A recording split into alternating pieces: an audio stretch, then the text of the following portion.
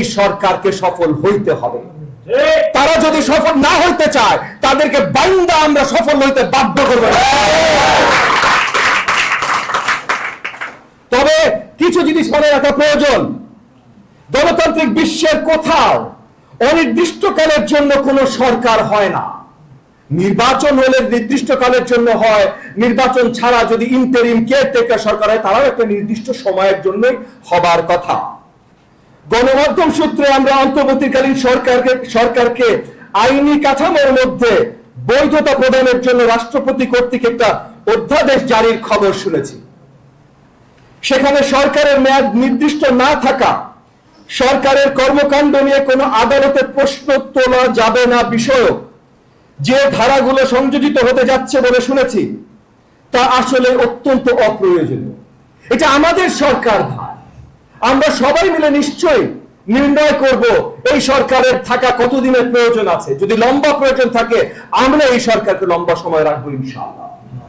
এবং আমরা এই 18 কোটি জনগণ যদি এই সরকারের সাথে থাকি তাহলে কেন আইনি প্রোটেকশন লাগবে এই সরকারের? আমরাই তো আইন।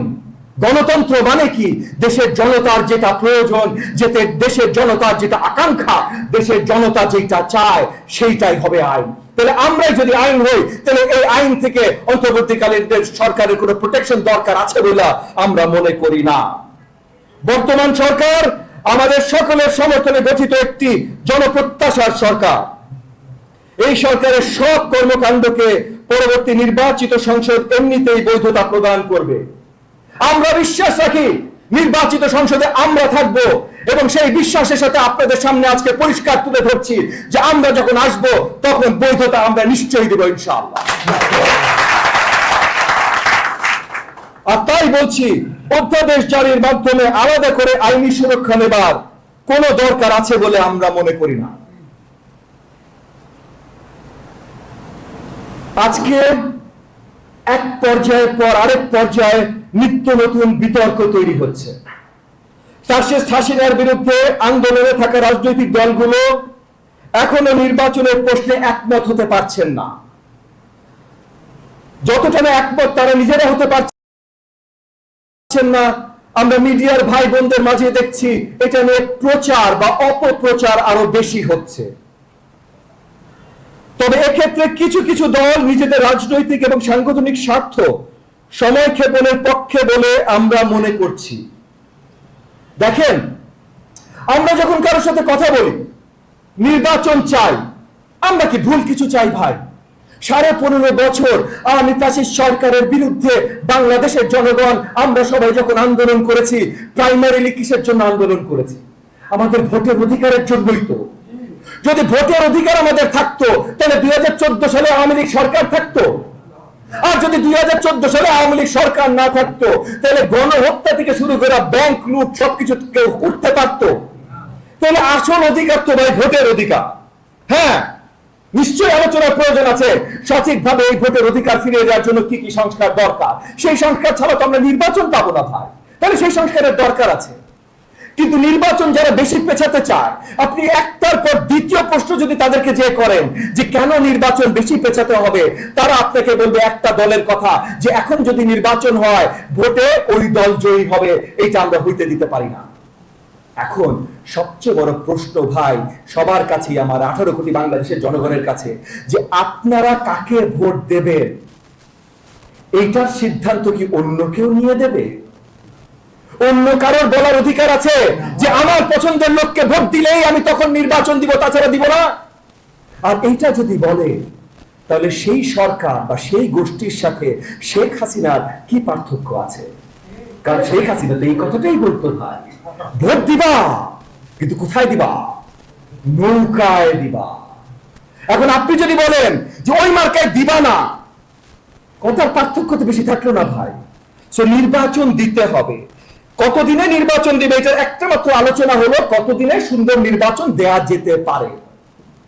এবং এর আগে 90 সালে যখন একটা বিশাল আকারে সরকার পতন হয়েছিল তখন আমরা দেখেছি একটা কেয়ারটেকার সরকার এসে 3 মাসের ভিতরে নির্বাচন দিয়েছিল। 3 মাসের বেশি অলরেডি হয়ে গেছে। আমরা এখনো নির্বাচন তো অনেক পরের কথা, ঠিক আছে, আমরাও আশা করিনি 3 মাসে নির্বাচন হবে, কিন্তু নির্বাচনের রূপরেখা তো হবে। আপনি চিন্তা করেন, জীবনে যে কোনো একটা প্ল্যান করেন, নতুন ব্যবসা খুলবেন, প্রথমে যে আপনার নির্ণয় করতে হবে কতদিনে এটা টাকা ফেরত আসা শুরু হবে, ব্রেক ইভেন হবে, কবে লাভ হবে, প্রথম দিনই হিসাব করতে হবে না? নাহলে ব্যবসা খুলবেন না। আপনার বাচ্চাকে একটা কোচিং এ পাঠাবেন, প্রথম দিন হিসাব করতে হবে এই কোচিং এ দিলে আমার বাচ্চা এতদিন পর পরীক্ষা, ওই পরীক্ষায় কি রেজাল্ট করতে পারে। তাহলে প্রথম দিনে একটা হিসাব করতে হয় না ভাই? অন্য সব কাজে যদি প্রথম দিন একটা হিসাব করে নামতে হয়, তাহলে আমরা অন্তর্বর্তীকালীন সরকারের কাছে 3 মাস হয়ে গেছে একটা রোড ম্যাপ চাচ্ছি। এটা কি অন্যায় কিছু চাচ্ছি ভাই? আমাদের সরকার, সামনে নির্বাচন, আমাদের রোড ম্যাপ আমরা চাচ্ছি, ভুলটা কোথায় কেউ একটু দেখাবেন প্লিজ।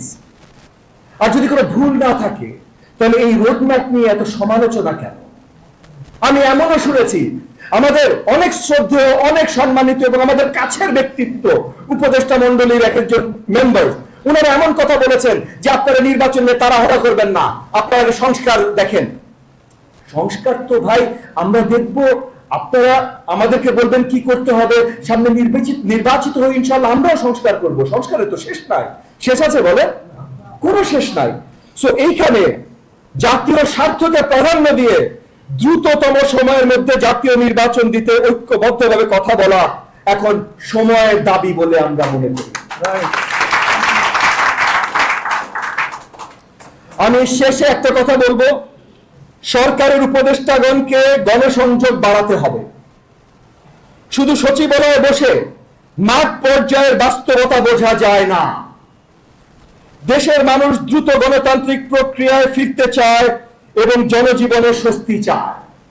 সো তারা যদি, আমাদের সম্মানিত উপদেষ্টা মন্ডলী, তারা যদি পর্যায়ক্রমে বারবার সকল স্টেক হোল্ডার, রাজনৈতিক দল বলেন, গণমানুষ বলেন, ব্যবসায়ী সমাজ বলেন, শিক্ষক সমাজ বলেন, যাদের কথাই বলেন, যদি পর্যায়ক্রমে বারবার করে সবার সাথে বসা শুরু করে, তাহলে দেশের জনগণ আসলে কি চায় ওনারা আরো ভালোভাবে জানবেন, দেশের জনগণের সহযোগিতা ওনারা আরো সুন্দরভাবে পাবেন এবং আমি বিশ্বাস রাখি খুব শীঘ্রই সুন্দর একটা নির্বাচন বাংলাদেশের জনগণকে ওনারা উপহার দেবে এবং সেই নির্বাচনে বিশাল সংখ্যক সিট পেয়ে সরকারে আসবে এনডিএম ইনশাআল্লাহ।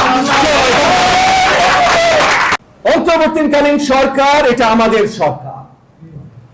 5ই আগস্ট থেকে শুরু করে 8ই আগস্ট তারা শপথ নেওয়া পর্যন্ত তারা যেন শপথ নিতে পারেন, তারা যেন এই দেশের দায়িত্ব নেন, এটার জন্য আমরা সবাই লড়াই করেছি।